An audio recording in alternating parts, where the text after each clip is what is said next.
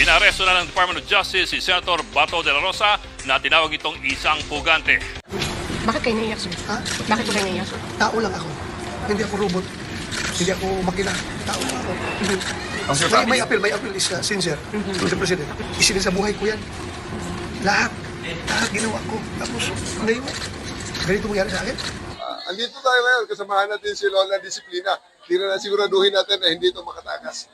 Ang mga dapat disiplinahin ay hindi makatakas kay Lola Disiplina. Anong basis ng warrant of arrest? As simple as that. Is there an automatic domestic instrument that will bind our country with that of ICC? You tell me. Operational matters that I cannot discuss so that we don't defeat the purpose of the arrest, which is the ultimate objective is to bring him to the ICC. Senator Bato is a fugitive from justice. And he should be brought to the ICC to face the charges before him. I am your constituent. Wala kang personal na galit sa akin, alam ko yan. Sana naman, bilang Pilipino, protektado rin ako. Bato, arestuhin! Arestuhin! Bato, arestuhin! Assalamualaikum po sa inyo lahat. Senator Bato! Ahaman ang kaisugan mo! Abina mo! May suga! Talawan ka niyay! Talawan! Paiyak-iyak pa! No? Patakbo-takbo pa!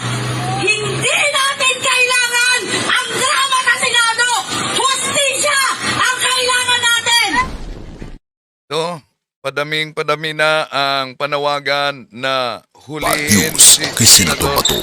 Effort ng majority kasalukuyang na walang nagsasay. ngayon. Bato, hindi higit kay Duterte at 225,000 na mga pulis nakalerto na para dakpin as soon as possible si Bato at ipapadala na sa ICC ang dating hepe ng Kaya may katanungan tayo sa busis ng masa.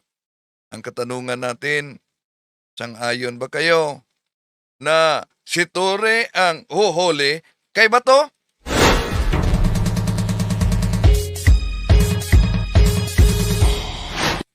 Kumusta? Welcome. Ito ang inyong lingkod, Wendell Talibong, muli magkasama ninyo sa pagkakataong ito.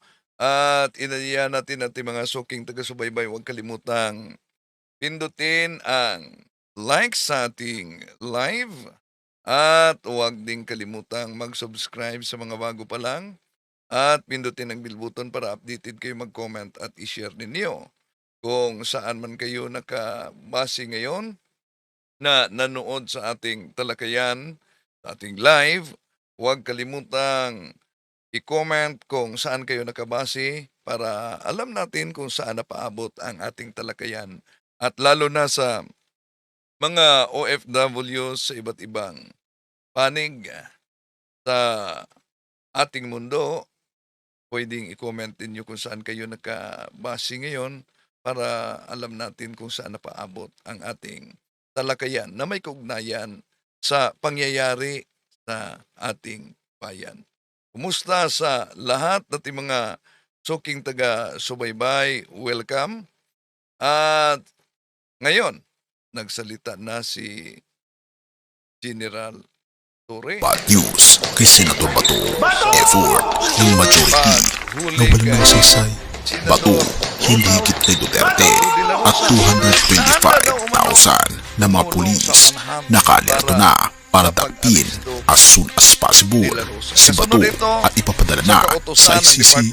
Ang dating hepe ng PNP ay binalikan ng buong sangay ng kanyang pinamumunuan noon kaya maniobra at pagpapalit ng pamunuan sa Senado upang bigyan ng proteksyon at institutional sanctuary si Ronald Bato de la Rosa. Akala natin dahil sa impluensya ng mayorya at sa protective custody ng mataas na kapulungan ay may si iwasan o kahit Senador papano ay Rodante mapapabagal Marcoleta ang pagpapatupad naman ng waran ay mula sa ICC. patuloy na Pero matapos ang sunod-sunod na kini-question legal na desisyon nitong mga ito nakaraang araw, validity ang lahat ng pagsisikap ng na warrant panatilihing of arrest. ligtas ang Sa utos ng Department of Justice tulad sa sa Philippine National Police pakikipagdebate na ni arrestin Torre Senator Ronald Bato de la kay Rosa. Noon. Narinig niyo ba ang naging formal na Noong kautusan pinasok mula sa Department of ang Justice? kampo Opisyal ng iniutos ni DOJ Secretary Frederick Vida Inarangan sa sila si Philippine Torre. National Police at sa Pero National ayon kay Bureau of Torre, Investigation. Attorney, So, yung ganito, address sana, sir. attorney, Yung ito, address ganito. sana. Oo. Ito, attorney. Yes, sir. Hindi ito ang lugar para tayo magdebate. Yes, sir. Kung may Yes, sir. reklamo ka, Oo. maghain ka na lang ng reklamo. Pero ngayon, ipaalam ko papasok sana, kami sa ayon sa gusto mo. Ipaalam ko lang ito sana. Sige, ano Alam mo gusto na. mo sabihin? Sir, ganito po. May certification po ang NBI, sir. Immaterial yan, attorney. Na-serve na daw yung alias Immaterial warrant yan, of arrest. attorney. Oh, na-serve na daw. Oh. Immaterial yan. Akin na yung Oo. papel ko. Ito. Bibigyan Pero namin kayo- Si Selvia Simanes na ito, sir. Mag-usap Oo. kayo, attorney. Mag-usap kayo ng 30 minutes. Bibigyan kita ng 30 minutes dyan. Papasok kami sa ayon sa gusto mo. So, ang plano mo talaga magpasok, whether we like it or not, Yes. even if ipakita namin itong certification Magreklamo ng ka na lang, NBI. attorney, kung ito ay isang illegal na operasyon. Di, sir. Magreklamo ka na lang. Sige, magreklamo na lang kayo, ma'am. Hindi ito ang lugar para tayo ay mag-debate. Okay? Gusto nyo mag-debate, dalhin nyo sa korte ito. Sir, Okay? kasi may certification na Hindi nga, na-serve na po hindi yung nga warrant of natin- arrest. hindi nga natin So, yan. ang ibig mo sabihin, maski may certification ng Attorney, NBI, sige, sabihin natin, mag-operate ka pa rin. papasok pa rin kami. Kahit na may certification ng kahit sino, dahil ako'y naniniwala, balido ang warrant na ito. sir, may Okay. address kasi Pasig City, sir. And Oo. elsewhere nga, attorney, basahin mo. Yung elsewhere po yung tao, hindi po yung Sabihin mo sa address. judge na pag rereklamuhan mo. Basta may 30 minutes ka, attorney. Pag hindi, alas 5 papasok kami. So, Hey. ano mangyari dyan sa pagpasok ni Sir? Papasok kami. Basta papasok kami. So, mas sinabihan kita, sir, na may Yes. certification na. Yes. Tapos, Papasok kami. ang warranty po, si Papasok ano kami. po, si Selvia Attorney. Simanes lang po. Sige. Oh. Ayun, papasok ka. Silvia Simanes Sino lang. yung member nyo? Sir, wala po si Silvia kasi dito eh. Sir.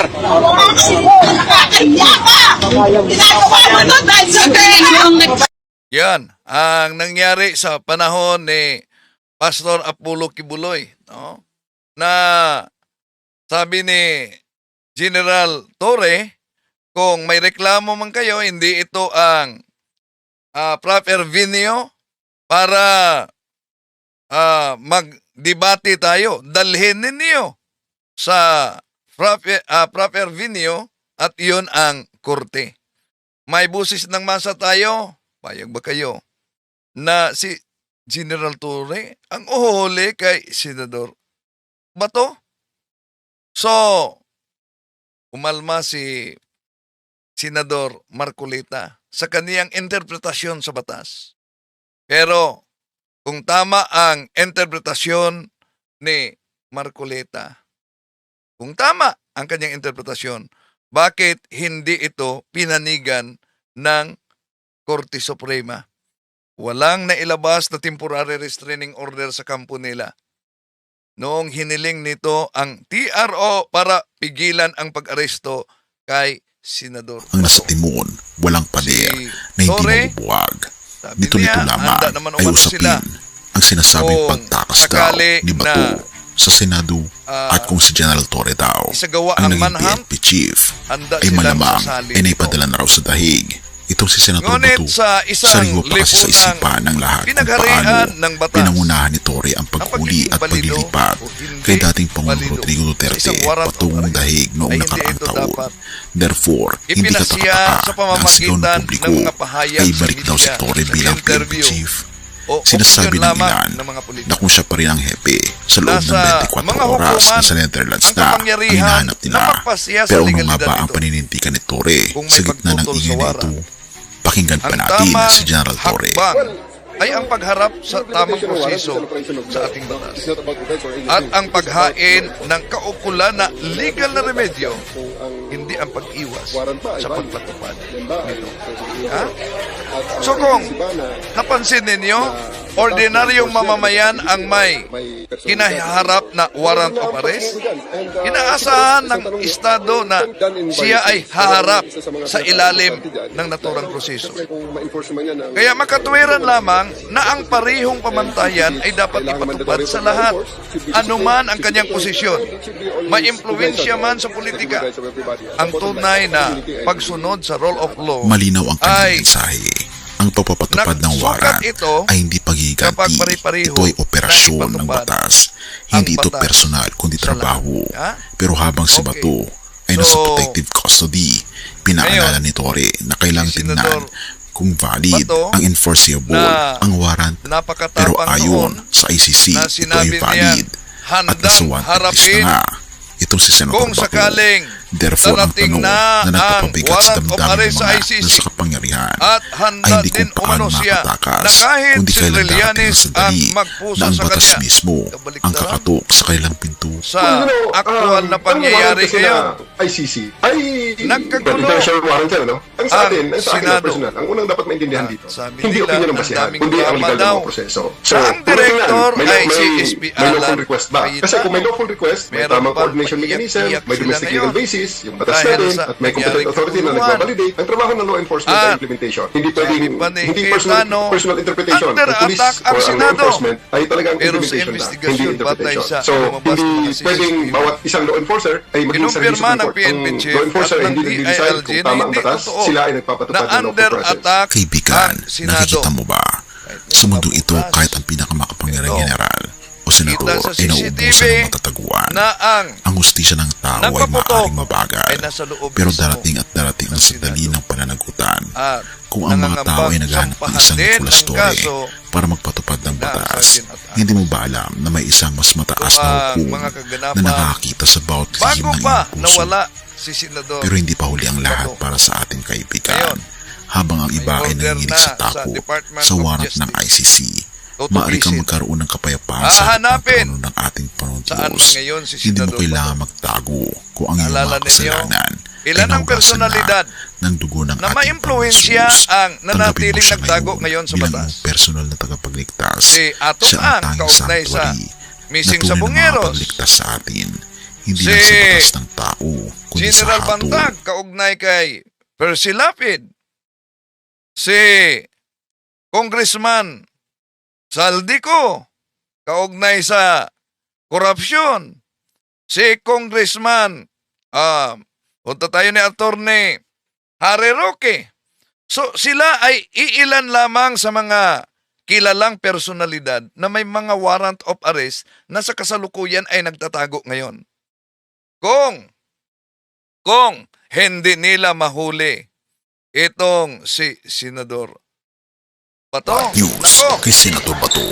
Efo, dagdag ang sa majority listahan na walang nang si sisa. Senador Bato Bato, sa mga hindi personalidad at na kasalukuyang nagtago. 225,000 na mga Ngunit may pulis warrant. nakalerto na para dakpin Sa as pagkakataong ito, pakinggan natin si Torre sa interview kaugnay sa sinabi niyang handa daw umano makisali sa manhunt operation.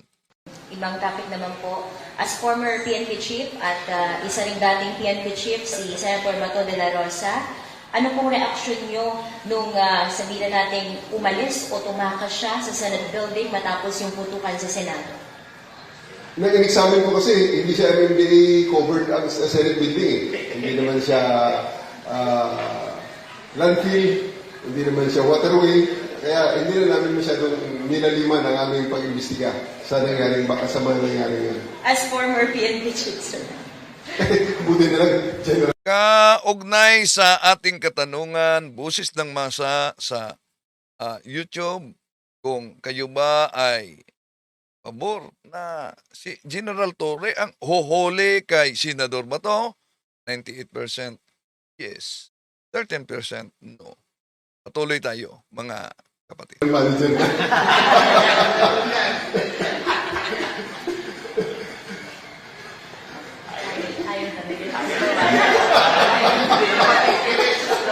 Magandang umaga po, Senator and GM Torre. I'm Isa Umali po from DCWB.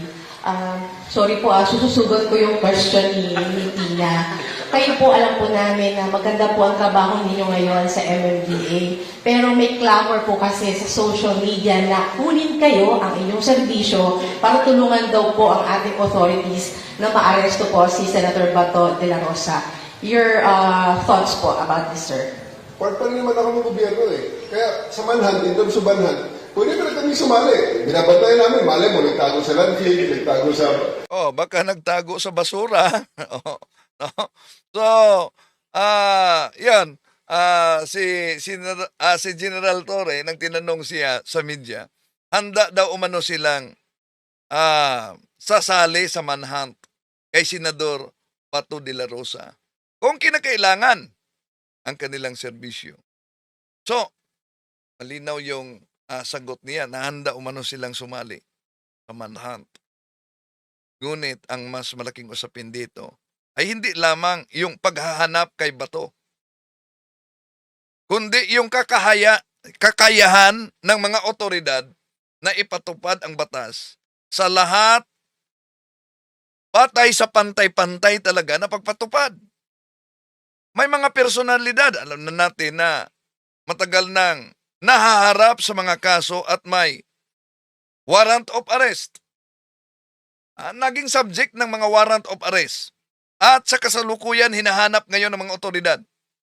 Gaya ni na General Gerald Bantag, kaugnay ito sa kaso ni Percy Lapid.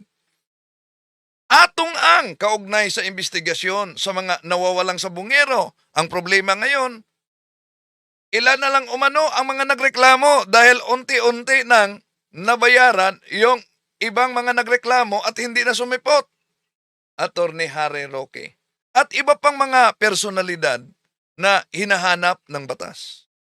Kung mabigo ang mga otoridad sa paghuli kay Senador Bato sa proseso ng batas, abay, madadagdag lamang ito si Senador Bato sa listahan ng mga mataas na opisyal na mga kilala sa ating lipunan na hindi agad napatupad ang batas at hindi nahuli sa kasalukuyan. So ang tunay na tanong, pantay ba ang pagpatupad ng batas sa lahat? O mas mahirap itong ipatupad kapag ang sangkot ay makapangyarihan at kilala na personalidad sa ating lipunan? Ang kredibilidad ng sistema ng hustisya ay hindi ito nakasalalay sa kakayahan nitong ipatupad ang batas ng walang kinikilingan. Okay, tuloy natin si Torre. Sa estero, nagtago dyan sa kalsada, ayan, pwede nyo kami maasahan dyan. O, di ba? Pero sa ibang mga areas, na may iba namang mga Office of Primary Responsibility, sila naman trabaho kasi hulog government approach niya. Yeah, General, just to follow up, para tumpukin natin. Para tumpukin natin. If you're given a special assignment by the President to help in the manhunt, do you have a choice to accept or do you have a choice to... Pag presidente ng utusan, automatic, no choice, di ba? Pero ito nga ang bottom line dyan. Ang pagtingin ko dyan sa mga bagay na yan, kasi institutional yan eh. It's not about a person. It's not about me. It's not about Senator...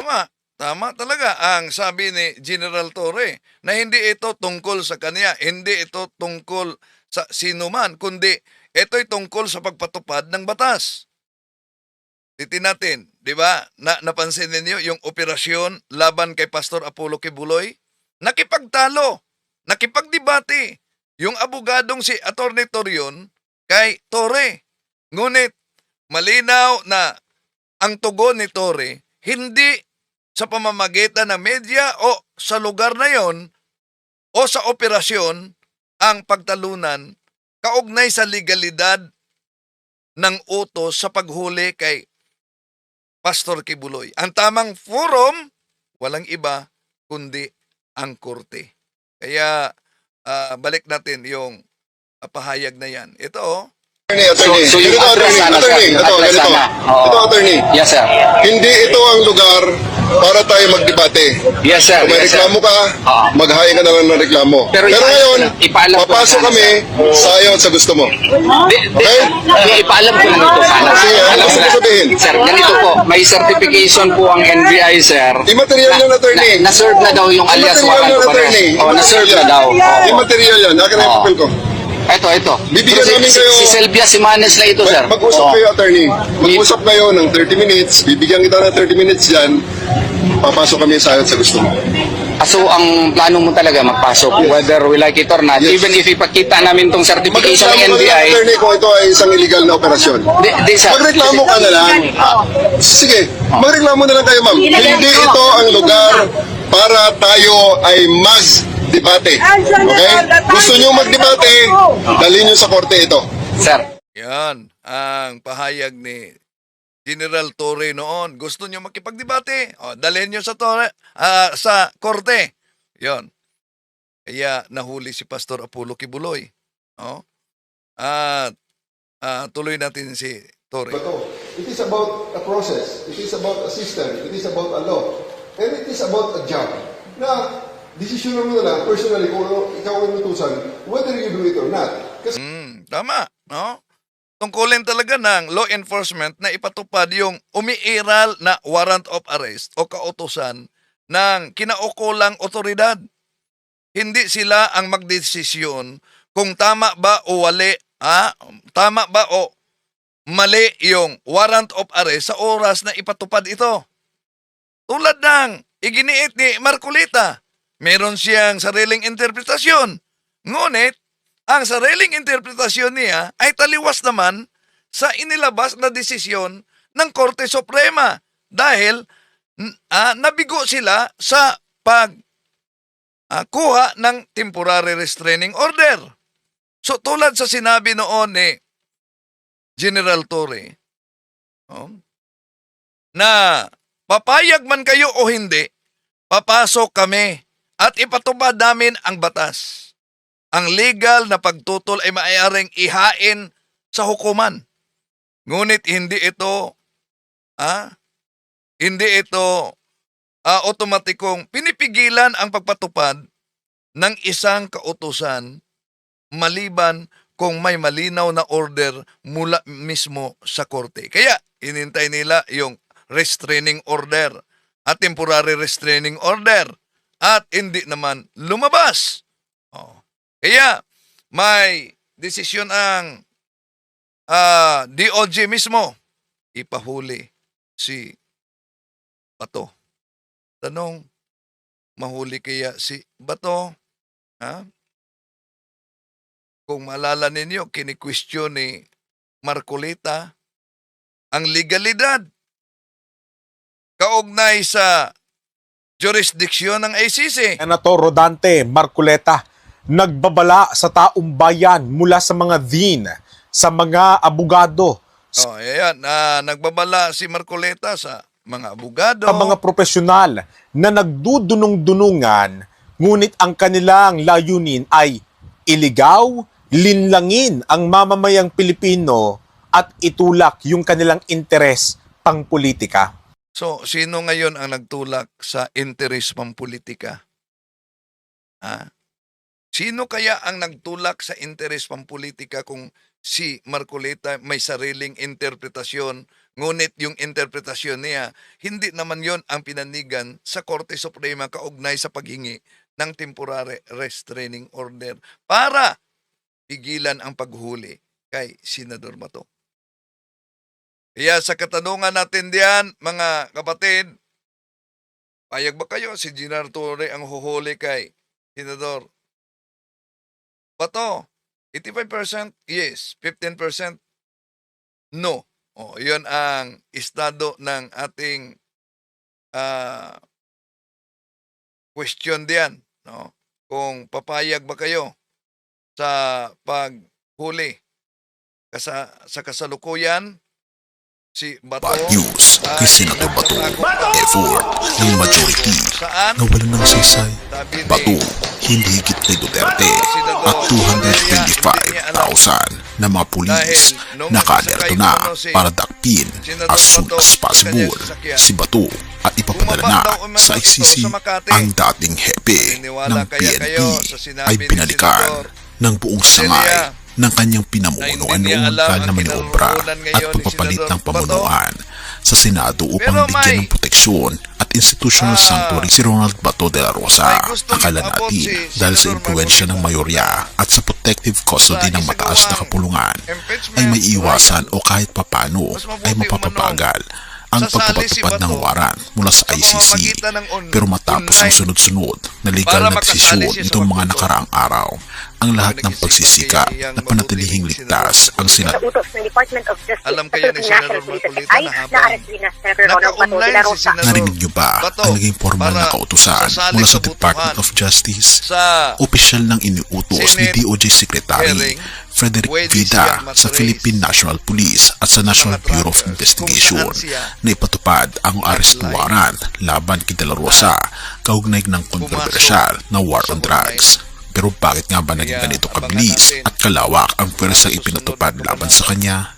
Dahil ayon kay Secretary of Interior and Local Government John V. Cremulya, ang buong kapulisan na binubuo ng humigit kumulang 225,000 na personnel ay naka-alerto na ngayon upang hanapin at dakpin ang mambabatas. Therefore, ang buong makinarya ng pambansang seguridad na dati niyang pinamumunuan bilang PNP chief ay siya na mismong naatasan na rumesponde sa utos ng batas. Ayon sa Interior and Local Government Secretary John V. Cremulya, ipatutupad ng PNP ang pag-aresto kay De La Rosa at nakahanda ang buong pwersa ng pambansang pulisya. Sinabi pa ni Cremulya na hindi lang 10,000 takot ang naka-alerto para aresto De La Rosa, kundi 225,000. Akala ng iba ay magkakaroon pa ng pag-aalinlangan ang mga operatiba dahil sa usapin ng soberanya o dahil sa kawalan ng warrant mula sa lokal na hukom.